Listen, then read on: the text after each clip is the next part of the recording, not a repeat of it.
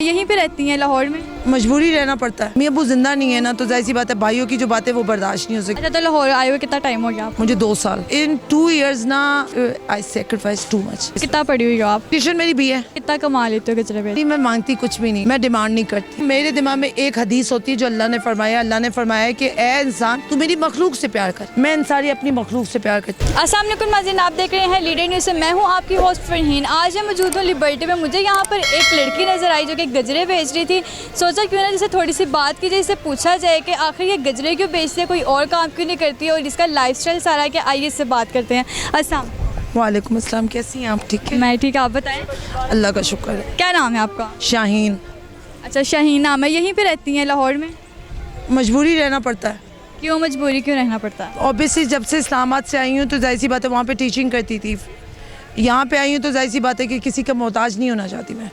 अच्छा, तो वहाँ टीचिंग करती थी, टीचिंग की फील्ड क्यों छोड़ी आपने? छोड़नी पड़ गई क्यों? क्योंकि मेरे भाइयों की वजह से। अम्मी अबू जिंदा नहीं है ना, तो जाहिर सी बात है भाइयों की जो बातें वो बर्दाश्त नहीं हो सकी। अच्छा, तो भाई इस्लामाबाद में रहते हैं? They all are property dealers. Property dealers हैं और आपको नहीं संभाल सके? मैं अपने घर में सबसे लाडली, अपने अब्बू की सबसे लाडली बेटी थी। मुंह पे कह रही हूँ, मैं अपने अब्बू डिट्टो कॉपी अपने बाप पे गई। कहते हैं कि जो लाडले होते हैं उनको ज़िंदगी बहुत बड़ा धचका देती है। कहते हैं ज़िंदगी उनके लिए टफ हो जाती है, बहुत ज़्यादा स्ट्रगल करना पड़ता है उनको, मगर मैंने स्ट्रगल करना सीख लिया अपनी ज़िंदगी से। अच्छा, तो लाहौर आए हुए कितना टाइम हो गया आपको? मुझे 2 साल। अच्छा, 2 साल हो गए। तो मतलब यहाँ पे कोई रेफरेंस था, कोई लिंक था जब आप यहाँ पर आई के? नहीं, मैं सच्ची बात बताऊँ, एक छोटी सी बात, इस बात का जवाब एक बात पे ही दूंगी, छोटा सा, कि I come here first time with my family, with my father and with my mother. मैं अपनी मम्मा पापा के साथ आई थी यहाँ पे।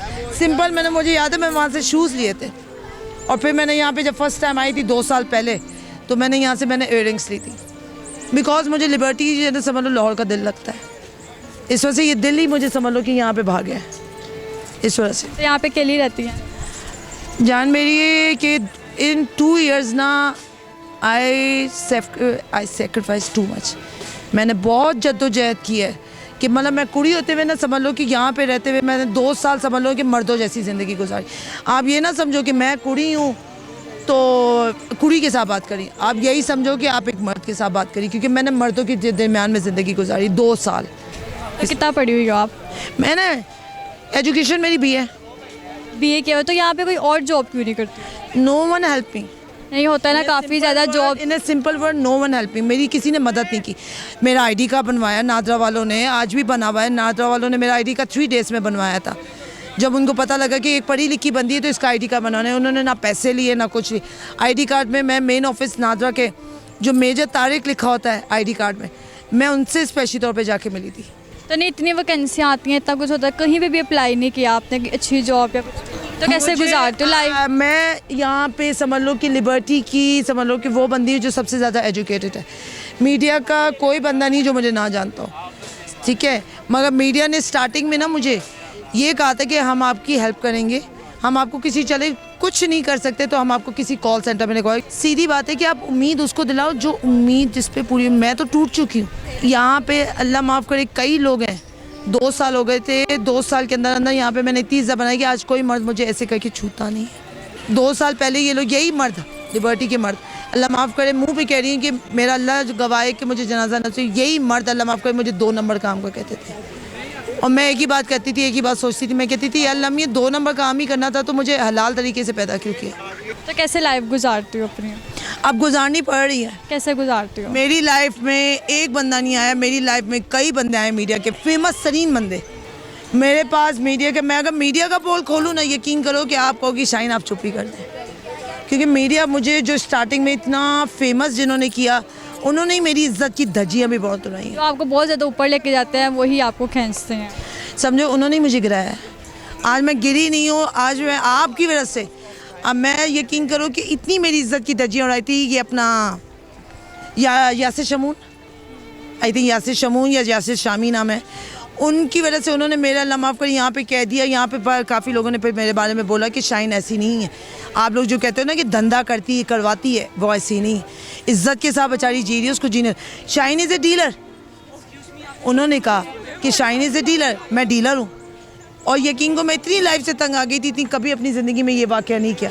मगर इतनी लाइफ से तंग आ गई कि मैंने अपने हाथ का कटवाने की कोशिश की, मतलब अपनी जान लेने की कोशिश की, बिकॉज ऑफ दिस मीडिया।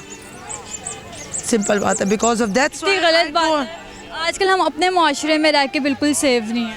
हकीकत है, अल्लाह माफ़ करे। मगर मैं ये किंग अब ये गजरे बेचती हूँ, मैं सिंपल उन मीडिया लोगों को चुप कराने के लिए गजरे बेचती हूँ कि उनके मुंह बंद हो।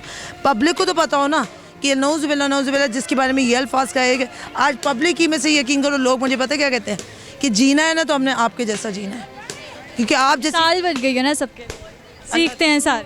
अल्लाह का शुक्र है, क्योंकि मैंने कभी किसी का बुरा नहीं चाहा। कितना कमा लेते हो गजरे बेच के? जान मेरी, मैं मांगती कुछ भी नहीं हूँ, मैं डिमांड नहीं करती। मेरी आदत नहीं है कि अगला कहता ना कि जैसे आप जोड़ी कितने की दे, तो मैं आगे से कहती हूँ आप लोग भी मेहनत करते हो। इतना समझने वाला, इतनी मतलब एहसास करने वाले आज भी लोग जिंदा हैं।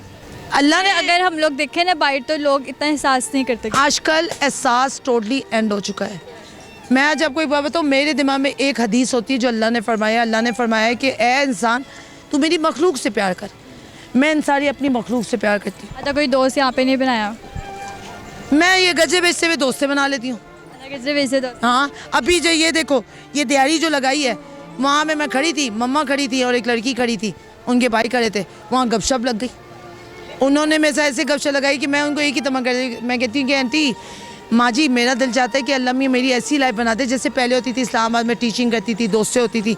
मैंने कहा यार ऐसी लाइफ बन जाए कि जब मैं अपनी दोस्तों के साथ यहाँ पे आऊँ तो मैं उल्टा उनसे कहूँ कि तुम लोग अपने पैसे ना मुझे बताओ, ऑर्डर करो, मैं लेकर आती हूँ। अच्छा, आखिर पे क्या मैसेज देना चाहोगे अपना लोगों को?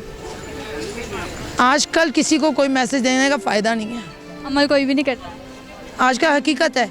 मर्द ले लो, लड़का ले लो, लड़की ले लो, माँ ले लो, बाप ले लो, चाहे जो भी रिश्ता ले लो, आज का हर रिश्ते में मिलावट है।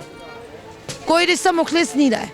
तो सीधी बात है, अल्लाह मियां हर किसी को हिदायत दे, सीधी बात है। और मैं अपने लिए बस एक ही दुआ अगले के लिए भी ये करती हूँ कि अल्लाह किसी का मोहताज ना करे। जी तो नाज़रीन, देखा होगा आपने, मैंने इनसे बात किया। आजकल खून इस कदर सफ़ेद हो गया कि भाइयों ने बहन का बिल्कुल भी आप कहें कि एहसास नहीं किया। एक साल बाद आकर वो माफ़ी मांगते हैं। खुदारा ऐसा बिल्कुल भी ना कीजिएगा। आजकल अपने ही होते हैं जो एहसास करते हैं। इसी के साथ दीजिए मुझे इजाज़त, मिलते हैं अगले प्रोग्राम के साथ। खुदा हाफ़िज़।